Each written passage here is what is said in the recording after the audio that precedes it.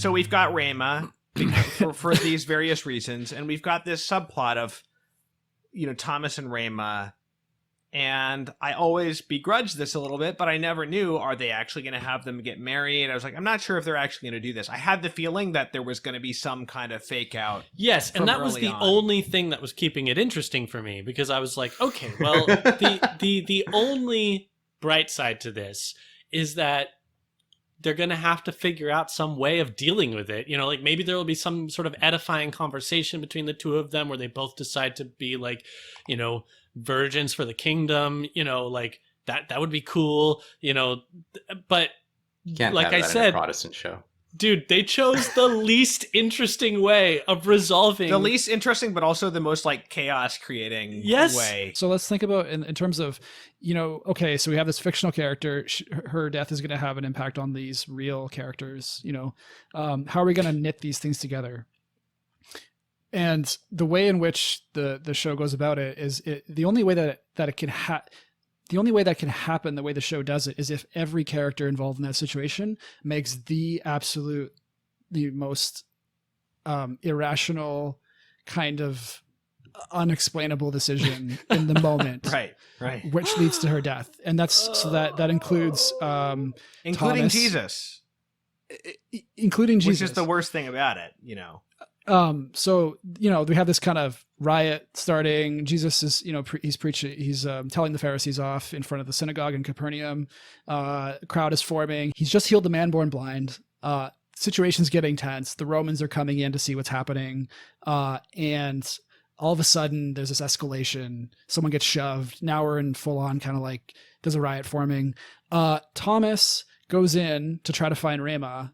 And there's meanwhile not Gaius, the Quintus. praetor, Quintus, thank you, because he's mad about everything about it. And so he's ready to, oh my gosh, he's a kettle waiting to go. And so once he pulls his sword in order to kind of like quell the crowd who's pressing around him, Thomas makes the decision in character to take Rama by the hand to rescue her, to try to get her out of the crowd by walking directly past the guy, the Roman governor who's hates yelling at him to everybody stop. With a sword, who's brandishing the most sword, the most psychotic person in the city. Erratically. He walks right past him, like he's not there, bumps him, and then obviously. Okay, so that's the one thing. Quintus, for whatever reason, I guess the idea is that he's so blind with rage that he's stabbing the first thing he sees. He's like, you know what? I'm gonna kill this girl. Like, I'm done. I've hit my point. I'm done. I'm gonna kill this girl. None of it makes any sense on a story character level. It's an event that can only happen if everybody makes the absolute worst decision possible. Yes. And when you have that in drama, it never works. Yeah. It's not gonna, it has to be, even just if one of those things was changed, I could see it maybe. I still wouldn't like it. I still wouldn't, but at least if something was convincing about characters' motivations, then you could get away with it.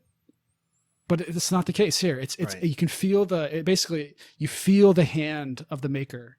This is how it has to go. And it's just very, very, well, and it was super telegraphed, it was super telegraphed, because I think there were like a solid, almost 30 seconds before she actually dies where I was thinking in my heart, no, this can't.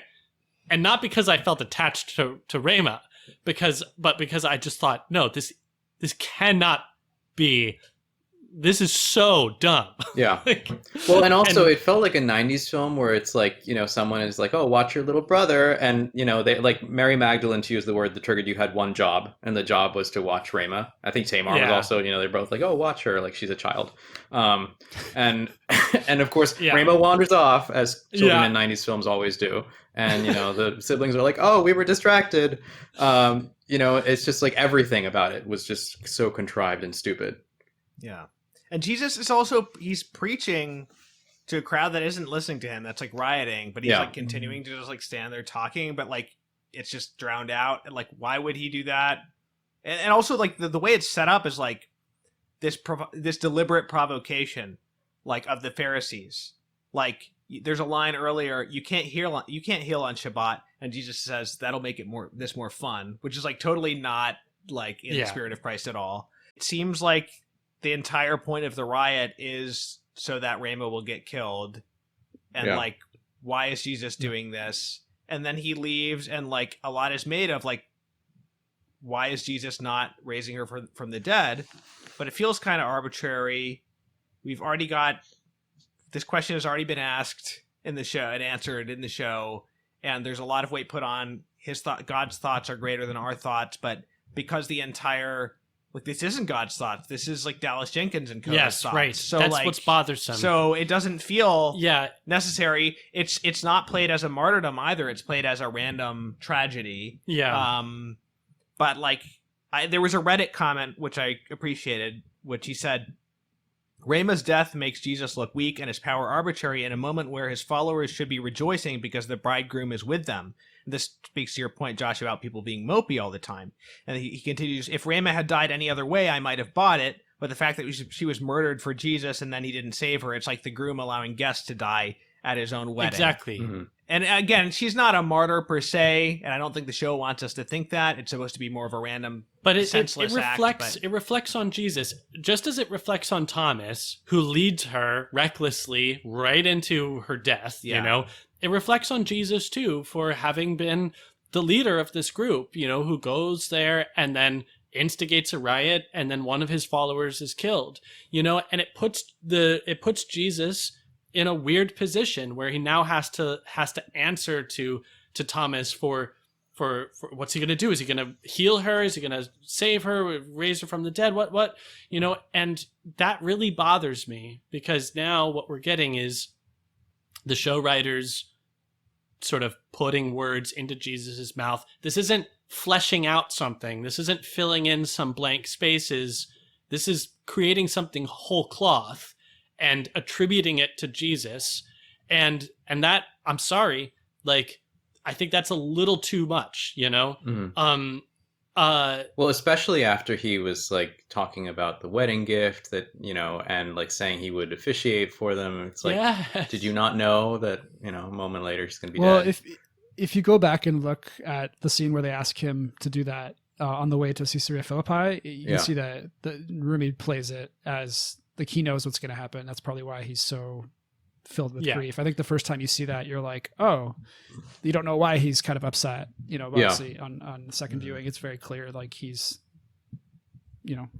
You can see that in his performance, but I think the script doesn't serve that purpose because like he basically, you know, tells them like, oh, you know, have you thought about what gift you're going to give? Like, you know, giving him that line doesn't make sense with the emotion that Rumi, I think, rightly tries to bring to it. Like, I think Rumi's... There's the joke where, you know, Peter has to take him aside and, like, set him straight, and Jesus kind of, like, gives a wink and a nod to that, too. Yeah. I have a pretty sturdy theory that might explain some of this from an evangelical lens. And I say this as someone who was formerly evangelical before I was Catholic. And so... you know, with respect to our evangelical listeners, if we have any, you know, if you disagree with my interpretation of this, feel free to like leave a comment or something because we'd love to hear it. But my sense, and I've been seeing this over the 4 seasons, is one, I think it's important to realize, obviously, the genesis of the show, as it's like as if you know, passion plays in the Catholic Church leaped onto the screen, you know, kind of from being a passion play. Like the genesis of this show is like, you know, Dallas Jenkins was doing these sort of dramatic restagings for his church community. And then of course it morphs into this show, but I think so there's kind of like a pantomime like purpose, like that's kind of the roots. And part of that, I think, especially in a, you know, megachurch or like mainstream evangelical kind of culture, is it's the most important thing is relatability, you know, because the only thing you have is scripture in order to really bring you close to the experience of what's happening in the Gospels. You don't have the benefit of tradition, and you don't have the sacraments. either to really bring you that sense of personal closeness and relationship.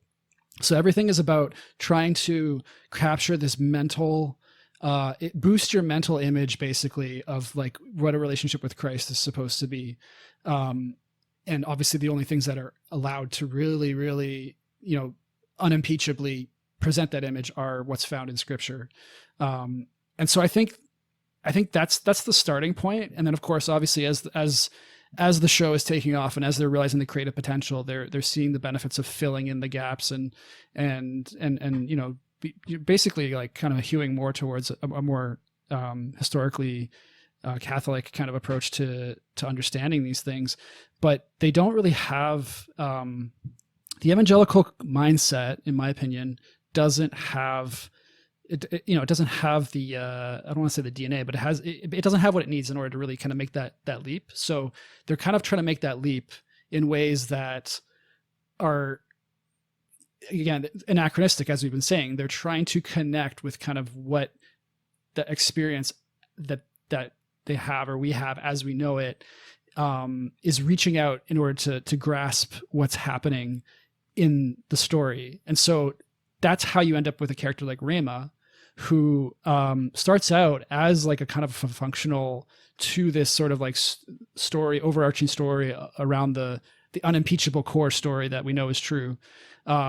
She's there to provide this kind of fleshing out of the women, and she can live in that mode quite happily, I think, in terms of story function, until that point when they decide, you know what, actually we need to bring her in as a romantic interest. And I know she's kind of set up from the beginning as a romantic interest, but she doesn't really function that way until, we get to like season 3, season 4. At this point, what I think that comes to the fore partly because that's a very common experience for the evangelical audience. So, the vast majority of the audience watching it is, probably married or wanting to be married. And so that's a very, very relatable, common thing, as it is for non-evangelical viewers too. But that's kind of like, for a Catholic viewer, there's many more points of entry to connect to with the symbols, the sacraments, holy tradition, what we know from that. For an evangelical audience, they don't have that. And so this is the point of access. A character like Rema is really functioning as this kind of symbolic entry point. That's a good for point. A whole modern audience that doesn't otherwise have means to really like psychologically and even spiritually try to put themselves like into this experience. So they're trying to bring that relatability and to the audience, and they have to do it with like modern 20th century ways of doing it. It's the same thing with Zebedee's. I don't want to call it a midlife crisis because it's not, but it's like, Zebedee went from being like this incredibly, kind of rugged, masculine, like awesome, just dad, father figure. And then as they start to flesh him out, I hate to say it, but he gets less interesting as they made him more of an actual character. And now he's in this whole like, hey, I got my oil business. Like it's very much like a sitcom kind of, hey, dad's got his project. Like, ha ha ha ha. Like it's kind of funny, but it's kind of cool too. But it's like, who's changing careers in first century, Judea? Right. Yeah, like it's completely ridiculous. Yeah. But that's the thing. That's what the audience knows. It's a middle class audience for the most part. I would say that that would be a normal part of kind of the middle class American experience. Is like, hey, these things change. You might have to change careers. So I think there's like a certain aspect there. Like I think we have to acknowledge that there's a canniness there that is praiseworthy in terms of trying to connect with the audience. And even if we take a historical view and look at other depictions in art throughout the history of Christianity, we see the same thing in various periods, of painting, especially, the Renaissance and, basically painters projecting their own situation in terms of the accidents of things, objects and clothes and all that, in order to try to bring the gospel into the present day in a way that the viewer, can kind of connect easily with it. It's the same thing happening here. And I'll just tie this thought off with this. The question is, why does this go off the rails? And I would say that it goes off the rails with Rema's character, where, essentially that becomes the plot. Like it's Yeah. not just simply shading. It's not just simply texture, not just an access point, but that becomes the story. Like Thomas and Rama becomes the story of the first 3 episodes, basically, to the point where what happens at that story is now going to determine basically the rest of the show. Yeah. Like it's very much a turning point because we can see the way it affects Thomas, the way that affects the rest of the disciples. Even with the good intention, I assume the intention is, hey, this is going to make Thomas's doubting and his coming to believe, his proclamation of belief after the resurrection, this is going to make that that much more better. I'm sure that's the intention, is now that we have this sense of why he was doubting, it's going to make his proclamation all the more powerful. But I think what we see instead is, it's reductive. It's reductive. The inventing aspect, it's veering off. It's no longer adding, texture. It's now creating a whole new branch, basically. So Rama is not just color for Thomas; she becomes color for the entire story, and like she sort of becomes so important as a part of Thomas that she pulls him out. Of the main story of the gospel. It's constraining. It's delimiting. So in the same way that I sort of took issue with Martha's whole character seemingly being about her fussiness over the house, it's like increasingly this comes to dominate Thomas's character, and it's going to dominate his doubting, and so it's going to dominate my ability to sort of see reflected in that a multiplicity of experiences, and reasons for doubt. Right. I mean, these gospel passages, right? They're recorded for a reason, and they're recorded in their simplicity for a reason, and so I think that, again, like, you have to be so aware of what it is that you're losing, what it is that you're breaking, and then perhaps what it is that you're gaining in exchange. And I think that... And this is one of the perils of this entire project. Yes. Like the very idea of doing a movie is one thing, but like a 7-season series. Right. That's 70 hours. Right. Or, whatever, times 8, not times 10, but, Well, and I think that maybe in another world, you spend a little less time developing these subplots, and you spend a little more time digging even more into the scriptures, even more into, these moments with the disciples. There's so much that we haven't seen and that we're not going to see. Because now here we are at the outset of Holy Week. Well, and also it doesn't resolve it because now we have to deal with mopey Thomas until the resurrection, It's just so... There's too much of the mopey characters. Yes. They're exhausting. Peter was exhausting when he was moping. Thomas was exhausting when he was moping. Especially because nobody's just rebuking the guy, Like someone needs to go over and give this guy like a smack. What kind of killed me is when, I forget which apostle says to Judas, like, you have to learn to be sensitive. I'm like, this is like the first century. What are you talking about? Like, who would have said that back then? Well, there's multiple scenes. So in episode 2, Jesus has this scene with Andrew, where they basically talk about how to process grief. And, I get why that's there, and I think there's some value to it, but not for a second. Okay, I'm not putting this aside. Obviously, our Lord understands everything. There's about no human right grief and wrong with grief. Psychological health and everything. But I don't really believe there would have been a huge conversation about it. But then later on, he has a similar conversation with Peter after Rama has died, and Peter's saying, "How am I going to comfort Thomas?" And Jesus says to Peter the line, "You know how grief works." He has I don't know. book. It's very therapeutic culture, speak, which I think there's a place for acknowledging. Obviously Christ came to heal us and to bring us into the fullness of that healing, but definitely it's anachronistic. Yes, exactly. And this is something that has been present to some extent from season 1, from the beginning. Okay. But I've been willing to live with it. Specifically this tonal anachronism, anachronicity. It's been present, but like so many of my criticisms at this point, it's like, it's just getting a little tiresome, and it's like I'm not getting enough payoff for for what is being sacrificed. Well, right? it's especially noticeable in those lines where Jesus says something that he says in the gospel, and then he like explains it for like 4 The Martha Mary sentences. scene. Yeah. All the polite, he's so polite all Yes. the time. He's so I like know. Yeah. walking on understand what eggshells this to not hurt is. anyone's feelings. Jesus Yes. clearly hurts people's feelings in the Gospels, and not just Yeah. the Pharisees. Like Yeah, that. That's very frustrating to me, and it's often how he gets their attention. He because qualifies he tells things. them He something couches it that in qualifications stings. in the show. Yeah. Especially because of how Thomas begins behaving. Mhm. Where someone really needs to rebuke him and say something like, "Get behind me, Satan." You know, Right. like you're like listening to demons right now. Mhm. And yet there isn't. It's like we're handling him with kitty gloves. We're handling each Yeah, other. he just has to work it out on his own. We No. just have to leave him space. Is that's what I'm saying? Yeah, is that's right, the attitude exactly. that's being taken. Is We have to let he him just go has through to the leave, stages of let grief. let him be, and he'll figure it out. He can't understand what I'm saying right now. Right, you know. right. And I just think that,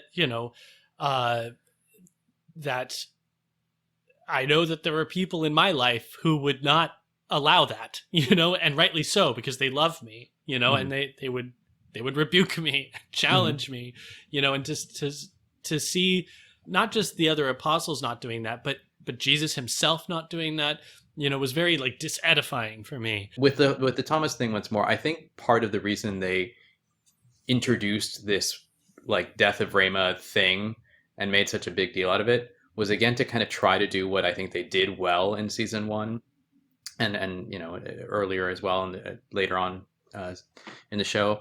It says in John's Gospel chapter 11, after Jesus, they had tried to stone him. He gets the news that Lazarus is dead, just as it happens in the show.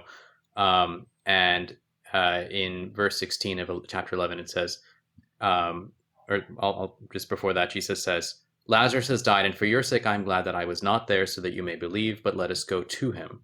And it says, "So Thomas, called the twin, said to his fellow disciples, 'Let us also go, that we may die with him.'" That line is in the show, but when you hear Thomas say it in the show, it reads very differently. Here, it sounds like Thomas it's highlighting his incredible fidelity to Jesus. He's just so loyal that even though he doesn't believe that Jesus is going to survive this, which from a Jewish perspective, like the Messiah doesn't die.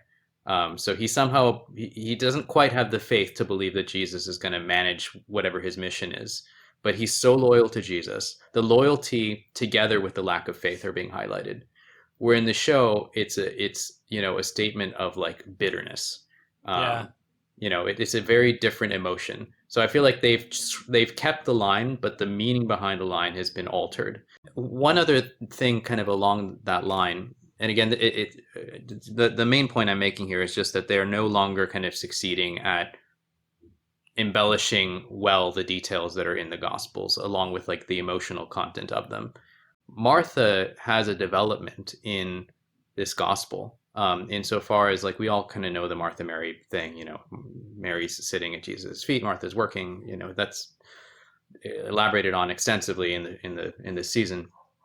But when Jesus comes after the death of Lazarus, you see that she's learned something from that previous moment. And the way it describes it is it says, "So when Martha heard that Jesus was coming, she went and met him, but Mary remained seated in the house."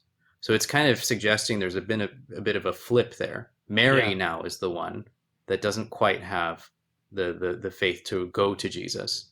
But Martha does. And in fact, it says afterwards that Martha goes and brings Mary to Jesus. So it's that kind of aspect of, and if you read like Martha's lines rather, which are in the show, again, they kind of read differently, because in the Gospel, she says, "Lord, if you had been here, my brother would not have died. But even now, I know that whatever you ask from God, God will give you." That's all there, but the emotion behind it is different. Here we have a Martha who is now completely confident in Jesus and who he is and what he can do, despite the fact that she's stricken with grief.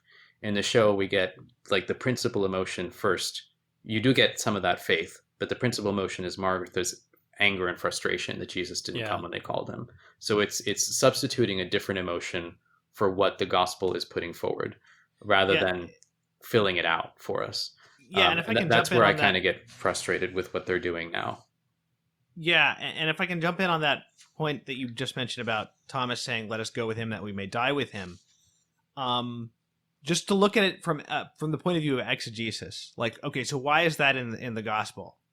Well, like, it can't be that was put in the gospel, but it requires like something that's not mentioned at all in the gospel in order to understand that line. Like, it was put in there, and we can understand it by reading the gospel, right?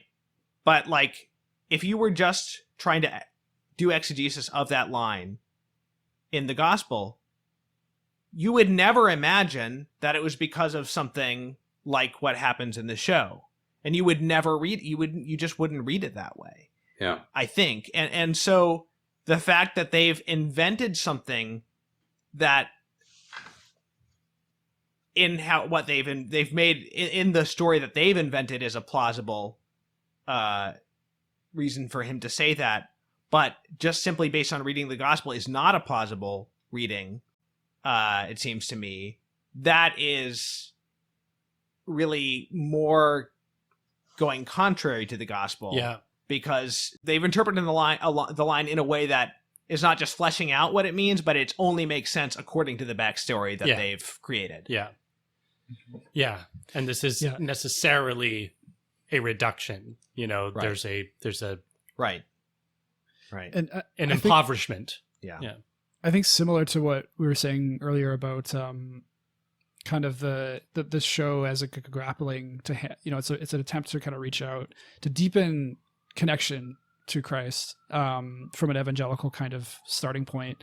I think this is, you really kind of see the same dynamic being played out to the full, where they're dealing with the problem of suffering. I think again in season 3, like the Peter Eden subplot really kind of brought this to the fore. But I think this is kind of what really, when the show is all said and done, I think this is kind of going to be the real soul of it, in a way, as a unique kind of interpretation of the Gospels, in that there's this grappling towards understanding. Like they basically put Thomas into this kind of like in a position analogous to the priest in Silence, where they're kind of giving him this impossible task of faith, where it's like, would you still love the Lord even if he seemed like he was your greatest enemy, or that he was imposing like a burden of faith that seems impossible to actually fulfill. That's kind of where this is going, like that's the question being grappled with here.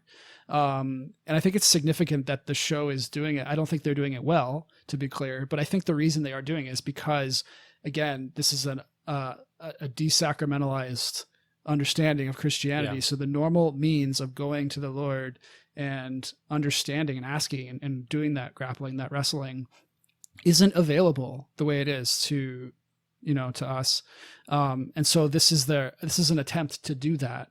The problem is that, it's doing it in a way that is because it's unmoored really from the anchor of, what the Holy Catholic Church is. I think you can see that. I think you see the effects of that and how this is playing out.